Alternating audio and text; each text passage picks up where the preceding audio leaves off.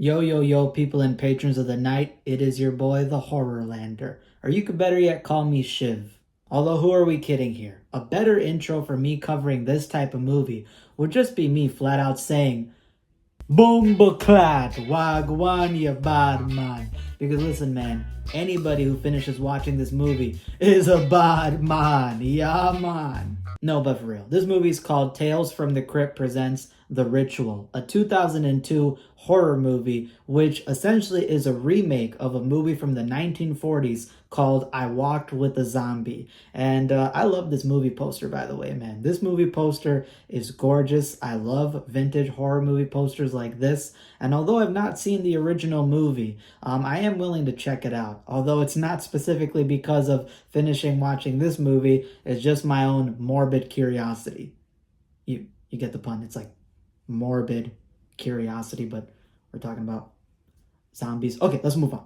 So even though this movie is called Tales from the Crypt Presents, in reality, this was a straight-to-DVD release, and this movie was only premiered in theaters in a few different countries, not including the US, and it was kind of last-minute tied into Tales from the Crypt because the Crypt Keeper intro in this movie, which by the way is very charming and fantastic as usual. Welcome to Jamaica, man. This is your old bosom bloody, the Crypt Keeper. Nice hair. Ain't that cool? On me they call these deadlocks. This intro was thrown into the DVD release shortly after the movie pretty much premiered. So it was kind of like a last minute tie-in, not really as if it was like Demon Knight or Bordello of Blood, which are the other two movies that Tales from the Crypt made. Those are more well integrated within the actual, I guess you could say, Tales from the Crypt franchise, and those premiered while the seasons were still running. Demon Knight came out during 1995, and Bordello of Blood came basically a year after, while for The Ritual, it came out 5 years after the last abysmal season of Tales from the Crypt premiered, which was 1996. So this came out in 2002. And honestly, the best thing of this movie, outside of that Crypt Keeper intro in the beginning, is the tunes, man. You be jamming out to this movie. And that beginning, that opening song, man, it's a banger. I'm going to be jamming out to that later, even though the movie didn't really leave me that impressed. Now listen to Bomboclat. Not everything you get out the streets is the truth, you know. Move your Bomboclat right now. Can't believe me. Trinidad, there was a family with much confusion, as you will see. There was a mother and a father and a boy who had grown, who wanted to marry, have a wife of his own. So to keep it kind of brief, Tales from the Crypt Presents The Ritual is basically taking place in the land of Jamaica. You get introduced to the different culture and scenery and a certain aspect which becomes prominent in the horror and thriller of the movie. The main character, the protagonist of the story, is a female doctor from the United States who is played by Jennifer Grey, who, those of you who don't know who she is, she's been in movies such as Dirty Dancing, as well as Ferris Bueller's Day Off, so she's pretty notable. And she plays this doctor who ended up getting her license revoked because she's a morally ethical doctor. She was doing procedures and certain treatments, even though she didn't have the authority and authorization to do so. And it was all to save a little girl's life. And it ends up costing her her job. She ends up being unemployed for quite a few years. That is until she finally ends up with this job opportunity that requires her to travel over to Jamaica. In Jamaica, you start getting introduced to kind of the main other set of characters, which includes Kristen Wilson. And Kristen Wilson is my favorite character and performance in this entire movie.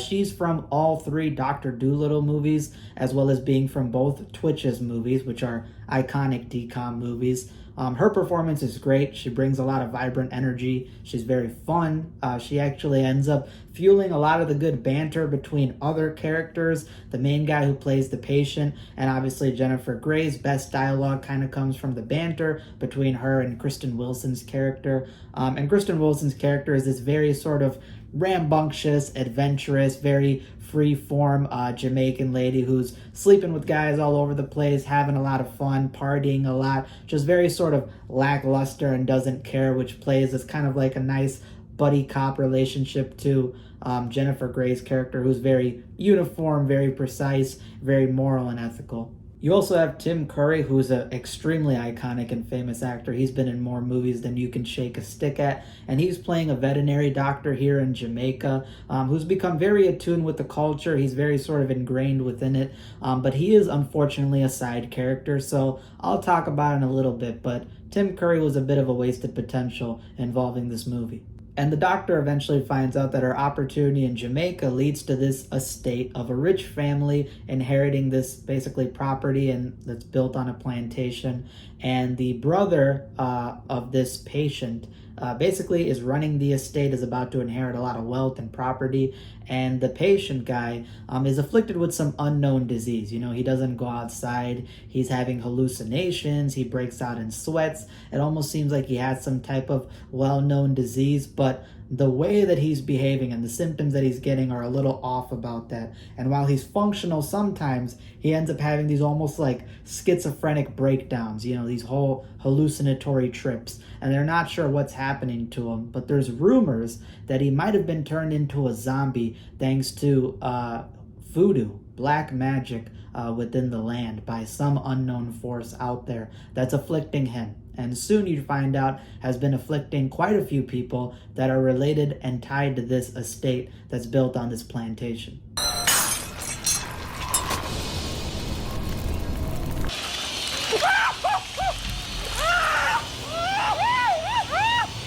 The story then unfolds as the doctor basically has to find out how to cure this guy. Is there an actual remedy? She starts uncovering the mystery about who may be afflicting this voodoo black magic curses on people. You know, there's a lot of scenes where people are hallucinating. There's dream sequence fake outs.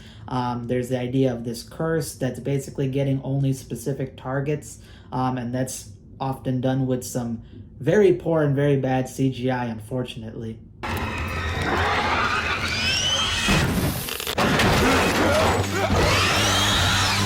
And yeah, the movie kind of has a Scooby-Doo, you know, whodunit, what's the mystery kind of vibe to it, which unfolds by the end with some twists and turns, which albeit was pretty predictable. I kind of sensed where the movie was going before it reached that climax. And overall, that's essentially me talking about the plot without me giving too much away. So now I can actually start kind of breaking down what are my thoughts about this movie.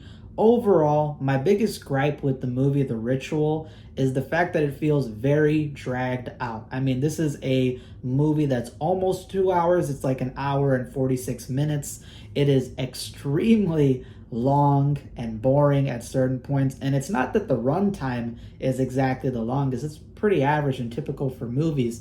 But the fact that there's so much padding, there is a lot of just filler and dragging out scenes and dragging out character dialogue, dragging out the mystery longer than it has to be. It could have been cut down to be way shorter. And the characters are really nothing that stands out. Again, my favorite characters are Kristen Wilson, who plays this very energetic, bright, lackluster kind of Jamaican woman. She's very energetic, very funny. She brings a lot of fun vibes to it, and she sort of embodies the scenery and setting of the movie. She brings in the Jamaican culture. You have a lot of beautiful landscape shots involving Jamaica, seeing all the different people and their, you know, ritualistic dances, and, you know, how they do religion, how they treat sort of, you know, the occult and shamanism and that stuff with voodoo. And Tim Curry's character being this sort of veterinary doctor who is seasoned. He's been in the game for a while. He's from the West, but he's accustomed to the culture. He's used to it. I like those two characters and what they represent. And one of them actually holds quite a bit of significance towards the end of the movie. But unfortunately, Tim Curry, as I said, ends up being a side character, which is a huge disservice. You know, he's been in more movies again than you can shake a stick at. He's been in Annie, he's been in It, he's been in Home Alone 2. Like, he's been in so many movies that you can't even count. So I do feel like it's a disservice to Tim Curry, the fact that he's not being given more prominence, because the guy has an amazing resume. The guy's been in plenty of iconic stuff. So I feel like if he was more actually better utilized in the story with his good performance and his good acting chops, it would have made the movie better for sure. The guy who plays the patient, the one who's afflicted with this voodoo curse, disease, whatever it may be, he's I didn't really care about him much. He looks like a boy band member, bro, and the way he acts is very much like, you don't understand me, man. You don't get me, man. Nobody understands me, man. Mom, get out of my room. I just wanna die. Okay, maybe it's not like that, but bro gives off those vibes, man. He's very much throughout the entire movie just exchanging weird looks and glances with people. He may have a romantic interest with the doctor. And the whole movie, he's just being like, I'm not a zombie, bro. I'm not a zombie. I'm not sick. He even has a stupid line towards the middle of the movie, reaching the climax, where he's like, my sickness has nothing to do with what's going on this property. And I'm sitting there like, buddy, your sickness is the reason for this whole movie. Literally everybody and their mama in Jamaica and this movie is talking about, bro is sick, it's a big deal, get him healed. Bro is sick, it's causing problems. Bro, it's sick, we gotta figure out. Everybody loves this dude, he can't be sick. This guy's sickness is leading to other people potentially getting sick. So him saying that line of, oh, me being sick has, nothing to do with what's going on. Motherfucker, no. Your shit is the reason for the goddamn movie. Shut your emo ass up. Shut your boy band ass up. Nobody understands me. Jennifer Grey is okay. Again, she's an alright character. She's just playing that typical damsel in distress female character lead. She plays that Western doctor who doesn't believe a goddamn thing about the occult and supernatural, even though it keeps getting thrown in her face nonstop, even towards the end of the movie. She's still trying to look for reasonable medical answers to all this supernatural stuff that's going on. She herself has that gut feeling that there is something occult, something supernatural going on with voodoo curses. She gets plenty of evidence and scenes showing that. She herself gets, continuously afflicted with fake out hallucination scenes, which get so fucking annoying. I hate those type of shits. But there's plenty of evidence and hints that, buddy, you should know that there's something extraordinary going on. And yet she's still seeking that typical scientific answer towards 90% way into the movie. All right, you're at the 90% mark in the movie where all this shit is kept going on. You reach the climax and you still think there's a logical reasoning or explanation behind why the patient is sick, what's going on. She thinks it's all one big setup. It's like, yeah, you only know part of it, and really you should be smarter than that. And again, her performance is okay. She doesn't really do anything extraordinary. I think it's fine. I think it's basic. It's typical sort of performance you see in these type of movies. So yeah, it's okay. Again, the main ones that stand out are the Jamaican woman and Tim Curry. Their performances are standout, but everybody else is sort of just eh. And in terms of the actual horror or things going on in the movie, that's also being lackluster at a lot of points. I brought up the bad CGI involving scenes is very much noticeable. I brought out the consistent fake out hallucination scenes. A lot of this movie is just continuously hitting you in the face with non-stop fake out scenes where somebody will be in a dream sequence, particularly usually the protagonist. Jennifer Grey will be sleeping and she has a nightmare and she wakes up and you think that something actually happened in the movie, but it didn't. By that point, pretty much by the whole movie, nothing has fucking happened until that very climax where something clearly is happening. On top of that, they keep talking about, the movie's a remake of I Walked with the Zombie. Haven't seen that original movie. And they keep talking about zombies in this movie, even again, 75 to 80% later into the movie. They keep talking about zombies. You don't fucking see any zombies. There's literally nothing to do with zombies pretty much the whole movie. They talk about some hoodoo powder that you blow into people's faces, and then you end up losing your mind, losing your soul. You don't really see that. You see more so, again, visual hallucinations, hypnosis. You see people getting psyched out. You think that there's landscape and people that are getting manipulated, but the whole time they're visual illusions that are being casted. That has nothing to fucking do with zombies. And it happens so much throughout the movie. It gets to the point that I'm like, why the fuck do they keep yapping about zombies? There is nothing about zombies pretty much in the entirety of this movie until the very end. And even then, that zombie stuff is really just done as a gag and a punchline. I've read horror stories that have voodoo and zombies involved with them. You know, everybody has. We've seen stuff involving that. I've read stuff involving that. And the movie, which this is supposed to be a remake of, came back out in the early 1940s. Yes, the early 1940s. Almost 60 years before this movie came out. That clearly had to do with voodoo and zombies. So the fact that they just keep hammering that stuff and it has nothing to do with the plot is a weakness. And I've said this before, but I feel like it's the first time I'm mentioning this on my channel, is that voodoo works best with a horror story when it's a vehicle for actions to happen. So some of the best voodoo stories that I've read in the horror genre, adult horror, usually end up being that you get these badass scenes and voodoo's just the reasoning or explanation why it's happening. And usually that works out the best because you focus on the scenes, you focus on the actual action, the meat of the story that you want to bite into. And meanwhile, it's just there to kind of act as a backup explanation, reasoning, and for you to basically process why things are happening. In this movie, I understand that they're in Jamaica. Bomba clad, wagwan man, yaban man. I understand that. But at the same time, it's like, bro, they keep going down the whole mystique and mysteriousness of Jamaican voodoo. Brother, these stories have clearly been done for many decades before this movie came out. Voodoo and zombies and all this type of spell casting, black magic, occult, shamanistic stuff has been done, clearly indicated, several decades before this movie came out. So why are you still acting like this is the first time people on screen or people in horror media in general, whether it be books, short stories, or movies in this case, are seeing voodoo for the first time? You don't need to go into the whole, what's going on with the voodoo, man? What's with the Jamaican cults, man? Is it really magic, man? Can we believe it, man? We fucking believe it, dude. Do you know how many goddamn stories we've seen with voodoo? We fucking believe it. You don't need to keep going down this whole, is it real? Is it not? Is voodoo a thing? Is it not?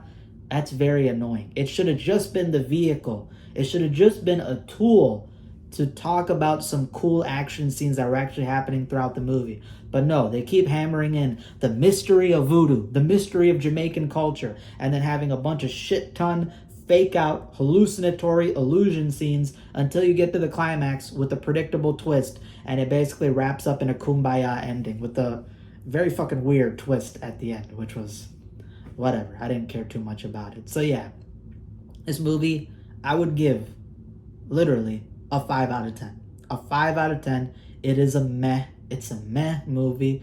You know, it has nice setting shots. It has nice scenery. I like the Jamaican culture integrated into the movie. I like a few of the actors, as I mentioned, and actresses. But really, the scenes are nothing to shake a stick at. The CGI is bad. The focus of the movie is misdirected. And there's really nothing going on the entire movie. A lot of fake outs, a lot of just random mystique that is not really mystique because you figured out most of the plot of the movie before it even ends.